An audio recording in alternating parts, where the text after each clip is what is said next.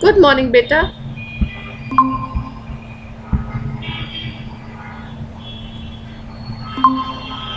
Good morning everyone. Good morning ma'am. Good morning बेटा। पाठ का नाम है घाट बाबू, पाठ संख्या 16, chapter number 16 Ghat Babu and page number 132, 132। पृष्ठ संख्या है 132। सब लोग निकाल लीजिए। घाट बाबू,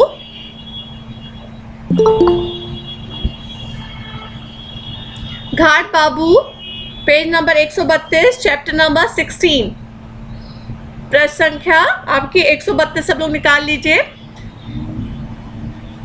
हम लोग इसका पेज नंबर 132।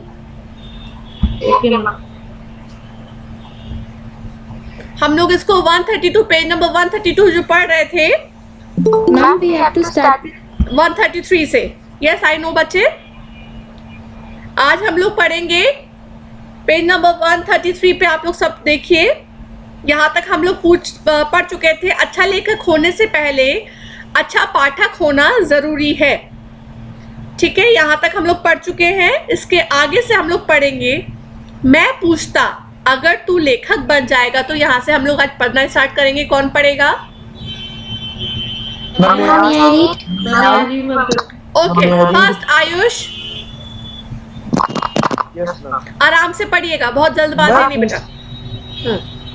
Okay ma'am. मैं पूछता अगर तू लेखक बन जाएगा तो तेरे पिता का इतना बड़ा व्यवसाय कौन चलाएगा? अनादि पूछता तब तो किस प्रकार लेखक बनेगा? मैं कहता मैं दिन में नौकरी करूंगा और बाकी समय में खेलूंगा लिखूंगा। धीरे धीरे हम स्कूल से कॉलेज और फिर एक दिन यूनिवर्सिटी पहुंच गए। वहां से निकलकर कौन कहाँ गया पता नहीं। मैं नौकरी के सिलसिले में विभिन्न प्रांतों में घूमता रहा। अनादि के माता पिता नहीं रहे। उसकी हवेली एक गैर बंगाली व्यापारी ने खरीद ली और वह विदेश भ्रमण को निकल गया। बरसों तक इधर उधर भटकते रहने के बाद मैंने सोचा कि अब एक जगह टिक जाऊंगा। ठीक इसी समय एक हिंदी सिनेमा कंपनी ने मेरी एक कहानी पर फिल्म बनाने का प्रस्ताव रखा और पटकथा लिखने में मेरी सहयोग मांगा। मैंने केवल पटकथा ही नहीं लिखी बल्कि मुझे सिनेमा कंपनी के साथ लोकेशन पर मध्य प्रदेश के एक गांव में भी जाना पड़ा। अब यहाँ पे बताया है, लेखक बता रहे हैं कि हम लोग जो जब स्कूल में थे तो हम सबके जो सपने थे वो सबके अलग अलग थे, लेकिन अनादि और मेरा सपना जो था एक ही था, लेखक बनने का। ठीक है, तो मैंने अनादि से कहा कि भाई तुम्हारे तो पिता का व्यवसाय इतना बड़ा है, तुम लेखक क्यों बनना चाहते हो? अपने पिता का व्यवसाय संभालना। तो उसने बोला तुम कैसे बनोगे? तो उसने कहा मैं तो भाई दिन में रात में पढ़ाई करूंगा और दिन में काम करूंगा और मैं किस तरीके से लेखक बन जाऊंगा। अनादि जो था, लेकिन उसने सोच रखा था कि उसको करना क्या है। फिर ऐसे हम लोग बड़े हो गए, कॉलेज पहुंचे, यूनिवर्सिटी पहुंचे। उसके बाद सब अलग अलग हो गए, कौन क्या कर रहा है किसी को पता ना था। लेकिन हाँ, इतना पता चला कि अनादि के माता पिता ना रहे और उसका घर जो था वो एक गैर बंगाली लोगों ने खरीद लिया था और अनादि कहीं बाहर घूमने के लिए चला गया था। ठीक है, और अब लेखक ने सोचा कि मुझे कहीं एक जगह पे टिक जाना चाहिए, एक जगह अपना बसेरा करना चाहिए। Good morning Daniyal.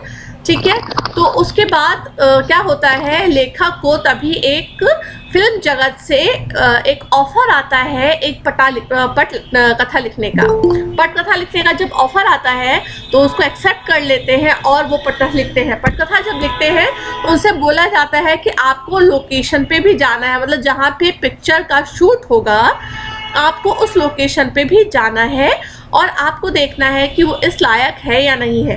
तो अब वो जाते हैं मध्य प्रदेश। एक गांव में भी उनको जाना पड़ा, मध्य प्रदेश के एक गांव में भी उनको जाना पड़ा।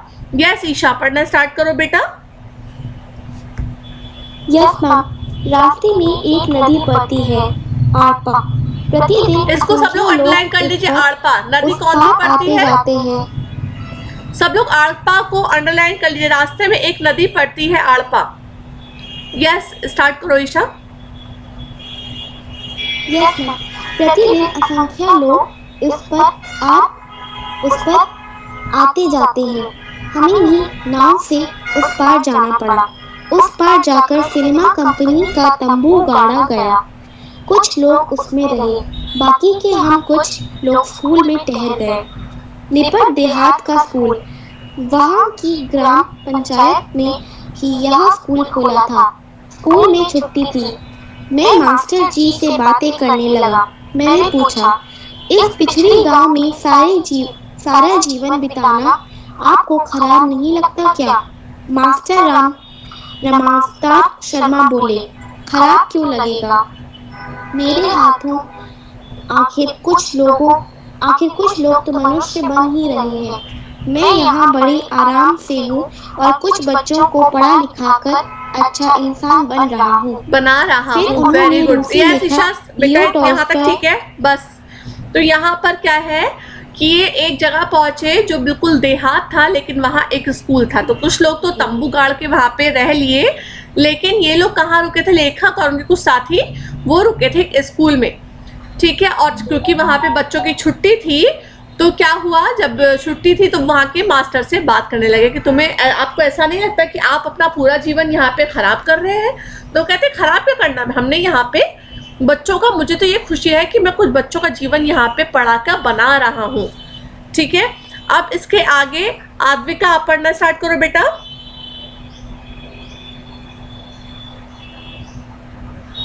Yes ma'am. One second ma'am. Yes ma'am. फिर उन्होंने रूसी लेखक लियो टॉल्स्टॉय से संबंधित एक अद्भुत कहानी सुनाई, जिसे सुनकर मेरे सारे प्रश्नों का उत्तर मिल गया। टॉल्स्टॉय का नाम यहाँ छत्तीसगढ़ के इस गुमनाम से गांव में सुनने को मिलेगा। यहाँ मैंने कभी सोचा भी न था। वे बोले, मित्र, मैं भी छुटपन में आपके समान ही एक लेखक बनना चाहता था, लेकिन टॉल्स्टॉय के जीवन की वो घटना सुनकर अपनी उस आकांक्षा को त्याग आज इस छोटे से गांव में स्कूल मास्टर बन गया हूँ। मास्टर जी, उस समय अपने लिए भोजन बना रहे थे। उन्होंने इस प्रकार वृत्तांत को सुनाया। बहुत पहले की बात है। सन 1909 की रूस में एक लड़का अपने कमरे में खिड़की दरवाजे बंद कर माता पिता से चोरी छिपे एक चिट्ठी लिख रहा था। कई कागज बर्बाद करने के बाद उसने किसी तरह चिट्ठी पूरी की।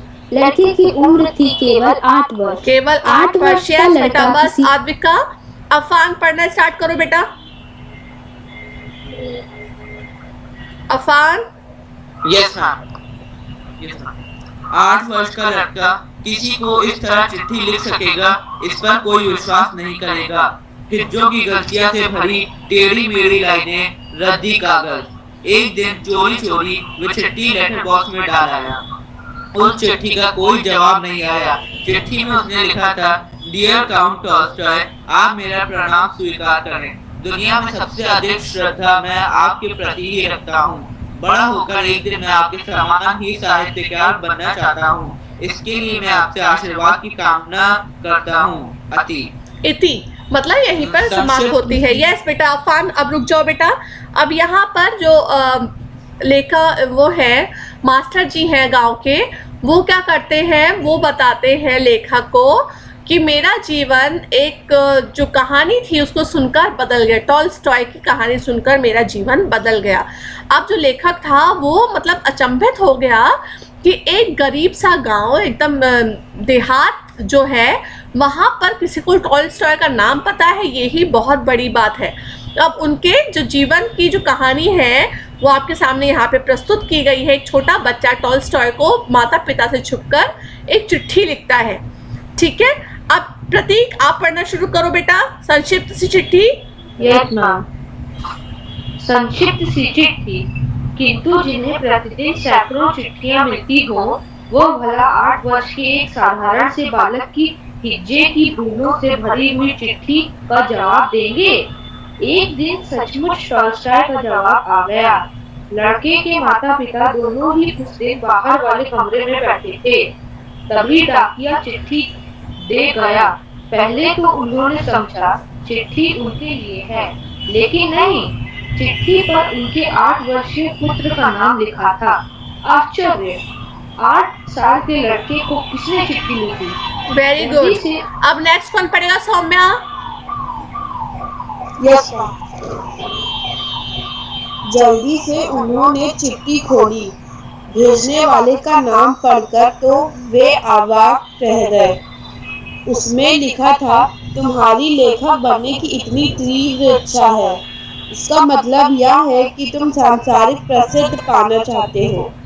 किसी के प्रति कठोर नहीं बनूंगा, किसी पर दोषारोपण नहीं करूंगा, किसी को नुकसान नहीं पहुंचाऊंगा, सबसे प्रेम करूंगा। यही मनुष्य की प्रथम और मुख्य कामना होनी चाहिए। रामावतार शर्मा बोले। चिट्ठी पढ़कर 8 वर्ष का वह बालक कुछ भी न समझ पाने की उसकी उम्र भी नहीं थी। बस वह यही सोचता रहा कि जब डॉक्टर, इंजीनियर, बैरिस्टर, अकाउंटेंट होने की इच्छा खराब नहीं, तो लेखक होने की इच्छा ही खराब क्यों है? वेरी गुड बच्चे। Daniyal, Daniyal, am I audible बेटा?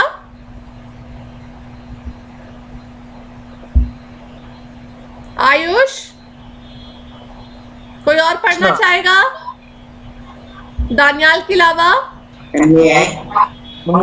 दर्श प्रताप, यस दर्श प्रताप, स्टार्ट करो बेटा।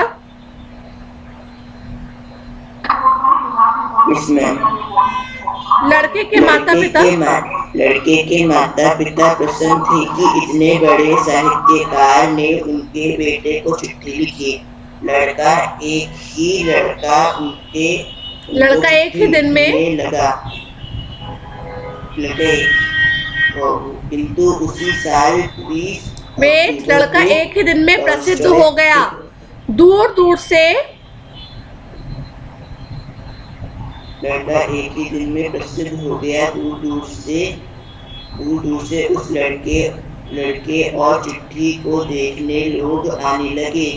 अब तो हर लड़का उनको चिट्ठी लिखने लगा। किंतु उसी साल 20 अक्टूबर को टॉलस्टॉय की मृत्यु हो गई और किसी चिट्ठी का जवाब नहीं आया। मैंने भी इस कहानी से प्रेरणा लेकर लेखक बनने का अपना विचार त्याग कर इन लड़कियों को अच्छा नागरिक बनाने की साधना शुरू कर दी। बस आ गया इस स्कूल में। Very good. सारा वृत्तांत सुनकर मैंने उनसे पूछा, टॉलस्टॉय की चिट्ठी घटना आपने किस किताब में पढ़ी? उसका नाम बताएंगे? अब यहाँ पर उन्होंने पूरा वृत्तांत सुनाया किस तरीके से एक बालक ने टॉलस्टॉय को चिट्ठी लिखी और टॉलस्टॉय का जवाब भी आया। जब माता पिता के पास वो चिट्ठी पहुंची तो उन्होंने सोचा कि पहले वो हमारे लिए चिट्ठी है, लेकिन जब उस पर अपने पुत्र का नाम देखा तो थोड़े से अवाक रह गए कि 8 साल के बच्चे को किसने चिट्ठी लिखी होगी। और जब उसको खोल कर देखा तो अचंभित हो गए कि टॉलस्टॉय का नाम पढ़ते ही वो फूले नहीं समाये कि हमारे बेटे को टॉलस्टॉय ने चिट्ठी लिखी है, उसका जवाब आया है। और पूरे देखते ही देखते पूरे गाँव में ये बात फैल गई, जंगल की आग की तरह फैल गई कि 8 साल के बच्चे को टॉलस्टॉय ने चिट्ठी लिखी है। ठीक है, और लोग दूर दूर से देखते आने लगे उस चिट्ठी और उस बच्चे को। उस बच्चे ने पढ़ा, उस चिट्ठी में क्या लिखा था? उसमें लिखा था कि तुम प्रसिद्धि पाने के लिए लेखक बनना चाहते हो, लेकिन हमें क्या करना चाहिए? हमें पहले एक अच्छा मनुष्य तो बने, पहले हमें दूसरों के प्रति प्रेम तो होना चाहिए। सिर्फ हम लेखक बन जाए, हमारे अंदर अपने बड़ों के प्रति या अपने छोटों के प्रति या किसी के प्रति प्यार ही नहीं है तो उसका क्या फ़ायदा? तो उसके बाद ये घटना सुनने के बाद वो बता रहे हैं मास्टर साहब कि जब मैंने ये घटना सुनी तो मेरा भी जो लेखक बनने का सपना था मैंने उसको छोड़कर मैंने इन बच्चों के लिए अपने जीवन को समर्पित कर दिया कि ये कुछ बड़े होकर बन जाए। मैंने इन्हें पढ़ाना लिखाना शुरू कर दिया। अब यहाँ पर जो लेखक है वो पूछ रहे हैं कि ये घटना आपने कहाँ पढ़ी, कौन सी किताब में पढ़ी, क्या मुझे बताएंगे आप? यस, नाम बताएंगे। अब इसके बाद आयुष पढ़ो बेटा।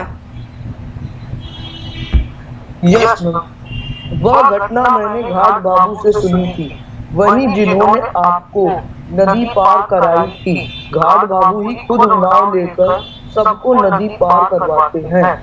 इसके लिए किसी से एक भी पैसा नहीं लेते। आपने तो उन्हें देखा ही है। हाँ, वही हमारे घाट बाबू है। यह स्कूल उन्हीं के पैसों से बना है। यह स्कूल ही नहीं, यह एक आदिवासी बच्चों के लिए घाट बाबू ने एक लाइब्रेरी भी बना दी है। इसके साथ ही उन्होंने एक अस्पताल भी बनवाया है। आप सोचिए यहाँ पर जो है, वेट बेटा, लेखक ने पूछा ये किसने बताया आपको, तो यहाँ पर बताते हैं मास्टर साहब ये हमारे घाट बाबू ने हमें बताया है। घाट बाबू कौन है? जिन्होंने अभी आपको नाव से ये नदी पार कराई थी, वही है जिन्होंने ये स्कूल बनवाया, बच्चों के लिए लाइब्रेरी बनवाई, और हाँ, उन्होंने यहाँ पर एक अस्पताल भी बनवाया है। ठीक है, किसके लिए? हम लोगों के लिए, आदिवासियों के लिए उन्होंने ये सब कुछ किया है। यस, ईशा स्टार्ट बेटा। यस सर, वहाँ सिर्फ दवा ही नहीं, बीमारों के लिए विशेष भोजन की भी व्यवस्था है।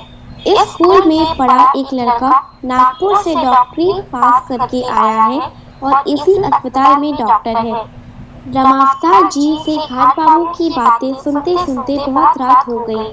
मैंने देखा चारों ओर की दीवारों के सहारे रखी अलमारियों में बहुत सी किताबें कतारों में सजाकर रखी हुई थी। मैंने पूछा, ये सब किताबें किसकी हैं? इन्हें कौन पढ़ता है?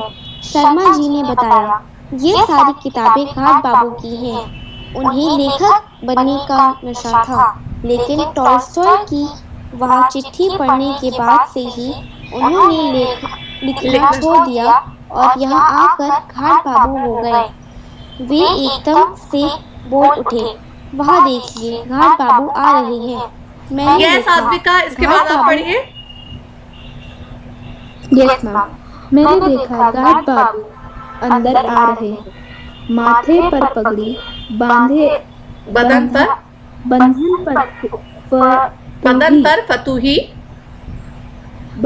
फतूही, गाढ़े की धोती और पैरों में चमरौधा जूता। आया, यही घाट बाबू नाव खेकर हमारी सिनेमा पार्टी को अडम्पा नदी के इस पार ले आए थे। पहले तो मैंने पहचान ही नहीं पाया, लेकिन माथे से पगड़ी खोलते ही मैंने जैसे आसमान से गिरा। मैं उछल पड़ा। अरे अनादि। यस, इसके बाद बेटा वेट बच्चे, वेट। अब क्या है, घाट बाबू की इतनी सारी बातें सुन ली कि उन्होंने क्या क्या किया, और जो वहाँ पे लाइब्रेरी में जो किताबें रखी थी, पूछा गया ये किस किताबें हैं, तो पता चला ये सारी किताबें घाट बाबू की हैं। ठीक है, अब तो तीव्र इच्छा थी कि घाट बाबू कौन है, इतने में घाट बाबू आ भी जाते हैं। तो जब माँ साहब कहते हैं देखिए घाट बाबू आ गए। जब उनको देखा तो याद आया कि हाँ, इन्होंने ही आड़पा नदी हमें पार कराई थी। पहले तो मैं पहचाना नहीं, लेकिन जैसे ही उनकी पगड़ी खुली मैं पहचान गया और मैंने बोला, अरे अनादि। मैं स्वयं को संभाले ना रख सका, मेरी आंखों में सावन की झड़ी लगाई। मैं विचार करने लगा, 2500 वर्ष पहले जो राजा का पुत्र धूल भरे पथ पर उतरकर महात्मा बुद्ध हो गया था, और इस युग में भी ठीक वैसे ही आश्चर्यजनक घटना घटी। एक करोड़पति का पुत्र अनादि मुखर्जी किसी की चिट्ठी एक किताब न पढ़कर जाने किस जादू मंत्र से घाट बाबू बन गया था। मतलब जो इतना सारा काम किया था, इतने अच्छे जो काम किए थे, वो किसने किए थे? अनादि ने किए थे, जो अब घाट बाबू के नाम से विख्यात थे। तो ज़रूरी नहीं है बेटा कि हम लोग की जो क्या कहते हैं, अगर पैसा है तो हम उसको बस वेस्ट करते रहें, किसी के लिए कुछ ना करें। यहाँ पर अनादि ने ऐसा ना किया, उसने उस पैसे को अपने ऊपर ना लगाकर दूसरों की भलाई के लिए उस पैसे को लगा दिया और क्या किया, उनके जीवन को बदल दिया, क्योंकि वहाँ के बच्चे ही पढ़कर आगे गए और डॉक्टर भी बनकर आए और वहीं के हॉस्पिटल में वो काम भी कर रहे थे। तो ये था हमारा पाठ, जैसा कि इसमें लिखा हुआ है, सब लोग देखिए पेज नंबर 132, चिंतन की कड़ियाँ। यस प्रतीक, कुछ बोल रहे हो आप? ओके, चिंतन की कड़ियाँ। मनुष्य अपने दृढ़ इच्छा की प्रबलता से किसी भी कार्य को करने में सफल हो सकता है। किसी भी प्रकार के बंधन उसकी इच्छा शक्ति की प्रबलता को बाधित ना कर पाए, तभी मानव अपने अभिष्ट लक्ष्य की प्राप्ति कर सकता है, जो कि उसे असीम सुख आनंद देती है।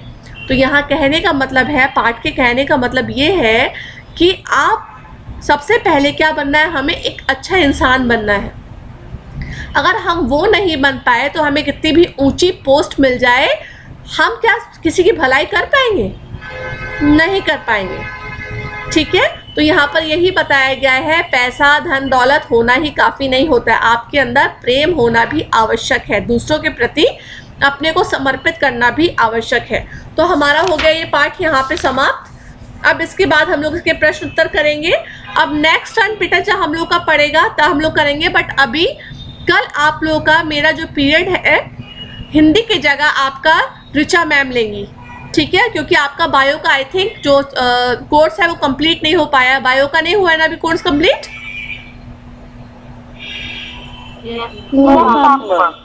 ओके, तो कल आपका जो पीरियड है, मेरा जो पीरियड पड़ेगा वो ऋचा मैम लेंगी। ऑलराइट बेटा, okay ma'am. Okay, bye bye बेटा, God bless you, bye bye, thank you ma'am. Welcome. Thank you, bye.